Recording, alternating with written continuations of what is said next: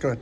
I mean, that was a big weekend. I imagine there was a lot of emphasis put on it just because it's two quality teams for your resume, but also to kind of wipe away the taste of last weekend and kind of get better. What did you see that is tangible in those areas? Well, I think our big goal from the learning experience side of things was we need to come out aggressive and ready to go. And I thought, particularly behind the service line, and I thought, man, we really did that today. I mean, Kansas is arguably, I mean, I told him, I don't know if we'll face a team that passes better than Kansas. So we talked about, gosh, if we could just get them in 2 pass, you know, I would guess they pass below a 2, I'm pretty sure, which against that team is just really difficult to do. And I think we really went after it behind the line. We missed some early serves, but I liked that the people that missed went back and were aggressive the next time. And we haven't done that sometimes. People miss early and they get a little tentative for a little while, and we didn't do that today, so that was good to see. Does the kind of like the notion of aggression help? Is it I guess does a performance like that help you reinforce that to see like this is a very potent offense? If this is your mentality behind the service line, this is what you can do to them. For sure. I mean, that was exactly what we discussed. I said, you know, that Kansas's strength is their parity. Their setter can distribute everywhere, and they're really good in-system team, and they're usually in system, and it makes them very, very difficult to play. So yeah, I think if we're tentative behind the line, we lose the match. I mean, even though it looks like we dominated, if they're in system, they put the ball down. Mm-hmm. Talk a little bit about the end of that second set. It was really a team effort going back and forth before the eventual kill by Ava. How do you encourage your team to stay focused in those moments and keep it locked in even when it's so much back and forth? Yeah, we've done a lot of work on that, of endgame scenarios of who we're going to be at endgame. And again, we encourage our players to take risks. Now, we don't want to take stupid risks. If there's a huge block and you don't have a good approach, we always talk about what your bailout options are. But when you get a ball that you can take a rip on, we want them to take a rip. And I think they did that. I thought they stepped up and made some plays. I don't know if it played into it at all, but Norah was left off the AVCA Player of the Year watch, at least the first one anyway. I think that some people are feeling a little bit weird about that after seeing her today. What allowed her to be as terminal as she was? I mean, no errors for an outside against a team like that is pretty crazy. Yeah, I was feeling a little weird about it earlier this week. I was looking at the numbers, kind of scratching my head. But, we just don't talk about those things. I would guess Norah saw it. Again, Norah is such a wee kid. She's not a me kid. So, but with that said, she's very competitive, even though she always has that like smile on her face. She wants to. So, I mean, she could have felt snubbed by it. I don't know. I didn't ask her. But, man, what a night for her. I mean, and Ava. I mean, Ava's numbers still were great. She had a couple errors. But Ava had some big-time plays all weekend. I thought both of them were phenomenal. I know a lot of components go into it, but your middles and opposites this weekend were really, really efficient. Yeah. I mean, that just takes your offense to a different level because it takes so much off of Ava and Norah. Yep.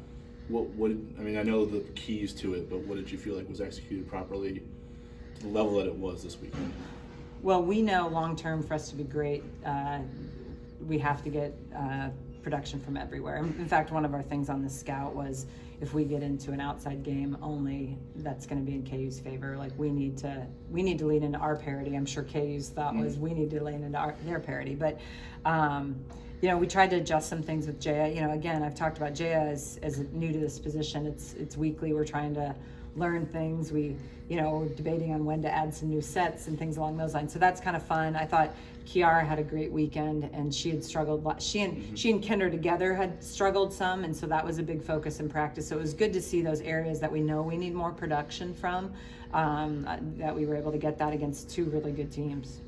Talk a little bit about defense overall this weekend. Sydney was very impactful, having I think I said 11 digs today, and then the first girl kill, which was really good. Yeah. Maddie's been great all weekend. Talk a little about that and how you guys prepared this week. Yeah, I think, one thing that we think is a great strength of ours is that we have ballers all over the place. I mean, Sydney was an incredible libero for us last year, so to have her on the court is amazing. Maddie's doing just a fantastic job. Kendra could be a libero on a top 10 team in the country. And then you got Norah and Ava, who I think are playing some great defense. So again, when we look at things that we think is a strength of ours. We think we can get after it defensively, just as I think that's very similar to Kansas. Yeah, I know KU's probably fresh in your mind right now, but 9-2 against what has just been adjusted as the number one hardest schedule in the country. Hey, I didn't know that. Yeah, I guess, how do you put this whole non-conference into kind of perspective? Did you accomplish what you wanted to accomplish? Do you think you grew enough from it, and do you think you've put together the resume you were hoping to put together?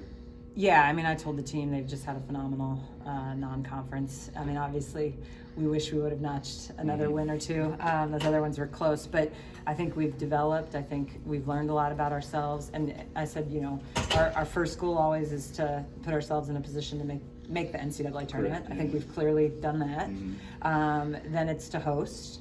And we've put ourselves at this point. I mean, it's a long season ahead, but we've done what we needed to do to give ourselves that opportunity. And now we enter a very rigorous, taxing Big East season where teams are just shooting to take you. You're the one that's the hunted. So, so we've got to get our mindset and then also be locked into improving every week in the gym, and really be focused, I think, on us a lot as compared to who's on the other side sometimes.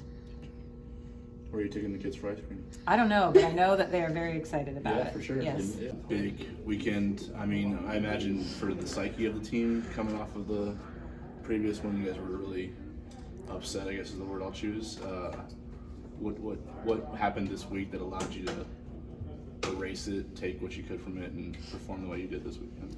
Yeah, we talked a lot about those first and second sets coming out right away instead of kind of working into it like we have been the past couple of weeks. Our third sets apparently have been very, very strong throughout the whole year, so we talked about starting that right away at point one in the first set. So yesterday we did that in the first set and then lost the second one, and then today we got both of them, so progress. What's your perspective on just the way you guys were able to just overcome what your setbacks and handle business this weekend? Yeah, same thing. I think Nebraska and Louisville were like copy and paste matches of each other, and we didn't take a lot and learn from it going into Louisville. And so I think it was very important that we learn from our mistakes and we really focus on starting strong and taking care of those first and second sets. Norah, 16 kills today. It seemed like everything you were hitting was just right on the money. Talk to me a little bit about how you game planned for KU's blockers today. I think honestly it was first contact. We passed really, really well today, and that allowed us to be in system a lot. We had, hitters putting down balls from everywhere at a really high efficiency, which allows their blockers to, not always close or second guess things, which always helps as an outside. I think passing had a lot to do with that. Yeah. Kirsten kind of blamed herself for set 2 yesterday. But if you look at the rest of the weekend, especially all the sets you guys won, endgame, it seemed like you guys just went to a different gear. Was there anything you were able to do to take their will, I guess, your opponents, and finish it off? We talk about edge zone all the time. It's kind of our thing. And so Edge finishing zone? games, yeah. So when we get to like 2020, that's where we really lock in and we need to come out, dominate, and there's a couple other things, but like come out and finish the game. And so I think we're really good at that because we've been focusing on it so much, and it's kind of our theme for the year. And so when it comes to 2020, we all talk about edge and say like this is the time that we really need to turn it on, dominate, and finish the game. So what's it feel like to do it? Oh. I mean, it's one thing to have, I guess, Yeah. the idea in your mind, like this is what we need to do, but to actually put it into practice, like what's it feel like when you're in that zone? Yeah, I feel like yesterday, especially in the fourth set when we were down, Yeah. coming back and winning, it's just the best feeling. And I'm just so proud of us. I think Booth came in after and said that too, just how proud she was of us for fighting. And it's just a good feeling being able to lean on each other and knowing that we're all working together to finish it. Talk about the atmosphere a little bit today. Obviously yesterday was more of a home match for you guys because you had a lot of fans here, but today, KU, you got the band and everything going. Talk about how you guys kind of adjust and focus even with all the noise that can be for either of you. Yeah, that's a fun environment to play in. We've played in a couple environments like that this year. I don't think that really rattles our team necessarily. I've said this before, but we're very, very competitive, and I almost feel like everyone cheering against us is kind of like more of a drive for us. But our fans were great this weekend. The amount that came out yesterday when it was kind of supposed to be a neutral match, like that was totally a home environment for us. And then even today, also just having so many people from Kansas City. There's Creighton people all over, just like in little bunches, and we definitely heard them. They're loud. So yeah, definitely. But yeah, that's a fun environment to play in. They're a fun crowd. How's the beak? Oh, it's great. I think it's straight. That was kind of a funny little moment yesterday, though. We didn't get to ask you about it, but I mean, the whole gym went silent. I think expecting you to be in some kind of dire straits, and then you had like, "Well, I'm good. I'm good." You know what I mean? Honestly, it kind of happens a lot. Okay. I've had it, not in the game, but it's happened at practice quite often. So our trainers are prepared for me having bloody noses. That's fair. Yeah, you mentioned first contacts, but it felt like the serving disparity just between your performance and theirs. I mean, receiving wise too, you guys were handling the ball better. But it seemed like you guys were going after their bro a lot. Like, was that game plan specific, or was you just in the scene that you guys were trying to hit? Not necessarily. That's a really, really good passing team. One of Booth said maybe the best in the country, receiving wise. Yeah, I think we just disrupted their seams. I don't think there's anyone in specific we were going after, but I think just mixing around, putting a lot of pressure on them, and our serving tempo was really high tonight. They're top. They came in top 2. I think they were second hitting percentage, first in kills per set. Or maybe flipping those around, but either way, an elite offense. And I mean, they had moments where they were really efficient, really terminal, but it seemed like they had a really tough time putting the ball down, even when they got around the block. What would you attribute that to? Man, I thought our block was huge today I too. agree. Stuffs, but also just getting a lot of productive touches that our defense was able to work around. But yeah, if you get a team out of system, it's a lot harder to. It's easier for our blockers to get 4 hands on it instead of 2. So. Okay. All right.